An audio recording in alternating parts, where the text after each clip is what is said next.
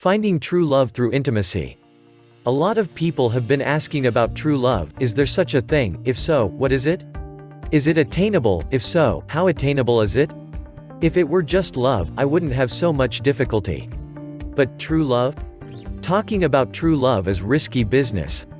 I can imagine taking a poll, going around asking people who are looking for true love what it is they're looking for and getting different answers and a lot of I don't knows. Given its subjective nature, it always comes down to one's interpretation or experience.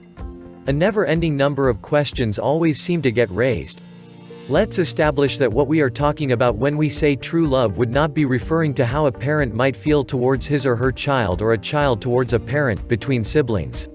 The more traditional connotation of true love leans to, at very least, an emotionally intimate relationship, one that lasts a lifetime. It may be platonic, it may sexual. But for the purposes of this discussion we will first explore what may be some common core elements of true love and of true love that includes sexual intimacy. As we continue the discussion about what true love is, we will see that a number of related questions are raised. Is true love, love at first sight? Or, does it come later in the relationship? True love may and often does begin during the initial encounter, when two people are meeting for the first time. However, the spontaneous, eye-to-eye spark, when time gets compressed, when an irrepressible stirring suddenly before they even talk happens more often in the movies, quite rarely in reality. After first sight, the two people will eventually have to talk to each other. For then, they will get to see how they feel being together. That spark will either ignite or be kaput, depending on how it feels to be together, which is largely determined by the quality of their rapport. The highest high can go to the lowest low in the blink of an eye. It is possible that when there is rapport, some kind of mutual discovery occurs, that they like being together a lot, that they like each other a lot, that they have this incredible chemistry, that they communicate about anything and everything, and that this turns them on even more.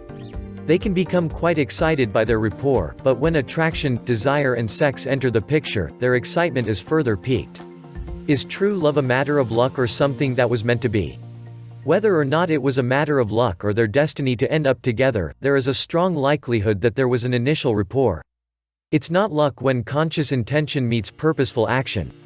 It doesn't just happen. Two people make it happen. Rapport is a joint effort creation, two who are people united in purpose, who place a high value getting to know what each other thinks and feels, who want to connect deeply, and are doing so. During a rapport, there is a bridging of experience, understanding is achieved. Let's establish one criteria of true love as being able to say, we understand each other, which often begins during the initial encounter. Along with the ability to achieve a deep mutual understanding comes a variety of other pleasant surprises.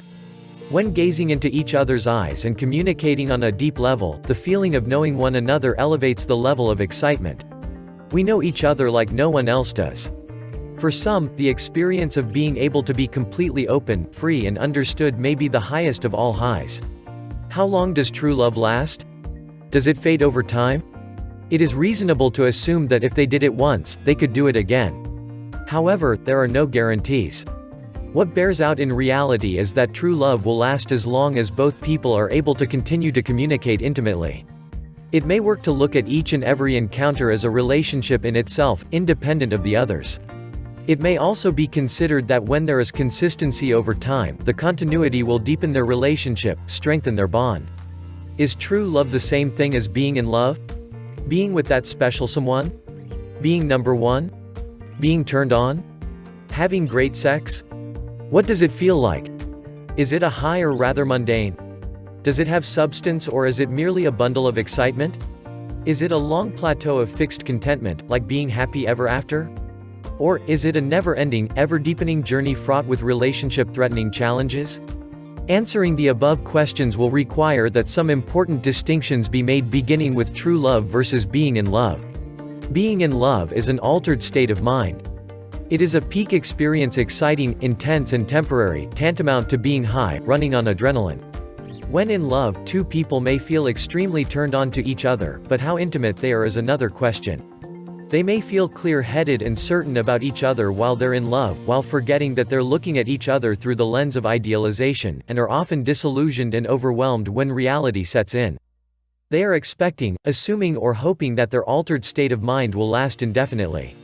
Chances are they don't have the experience in relationships that would tell them real intimacy is lacking or hasn't yet been achieved, and or that they haven't yet been challenged by negative feelings, conflicts or differences. It is more likely to be that they are basking in the false security of their distorted perception. Another important distinction is true love and great sex. Confusion is evident in the words often used to describe our sexual encounters. We were intimate. We made love. Physical or sexual intimacy becomes synonymous with true love or emotional intimacy. A common pitfall when there is attraction, desire, great sex, etc., is to assume more of a relationship than there is. In light of this confusion, it's safer and more accurate to not equate true love, or, for that matter, emotional intimacy with attraction, desire or sex, and not to equate the two. Even great sex in no way guarantees emotional intimacy or a great relationship. The two are separate entities and there is no correlation between them. One reason for this confusion is that emotional openness and sharing are considerably harder to achieve than the excitement, pleasure and ease associated with sex. Once again, it's a trap of false security. Does true love depend on the prevailing conditions and circumstances at any given point in time, a matter of being in the right time and place? If there are conditions and circumstances conducive for true love, we may consider them to be contextually based relationships. There is a variety of situations that fit into this category. One is when two people meet when traveling away from home, outside of their usual reality. Another is work-related. There are a great many occupations that afford coworkers intimate knowledge about each other, and endless opportunities to earn respect and trust. In the military, for example, soldiers live and train together for months, sometimes years, and must rely on each other in battle. Police and firefighters also spend large chunks of time together and must depend on each other. Actors travel the whole spectrum of emotions, baring their souls to each other. And people who've been through an extreme experience together, i.e. a natural disaster or a terrorist attack, naturally seek understanding and support from the only one who had been through the same experience. In contrast, a natural setting is in the natural course of life, independent of an imposed structure, when you must rely solely and entirely on each other to create and sustain rapport.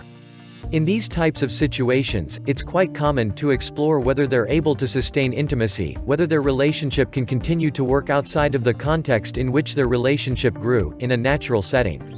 Sometimes it does and sometimes it doesn't. When their relationship works in both settings, they may be more inclined to use true love to describe their relationship. Also, when sex enters the picture, a whole other set of dynamics will enter the picture. An intimate platonic relationship doesn't necessarily translate to a sexually intimate relationship. When it comes to true love, intimacy may be the operative term, true love being interchangeable with true intimacy. While intimacy may be the operative term, true love may also refer to a bond that goes above and beyond intimacy. We might say, they are hitting on all cylinders. Don't forget to give this video a like, share it with your friends and click subscribe for a better self.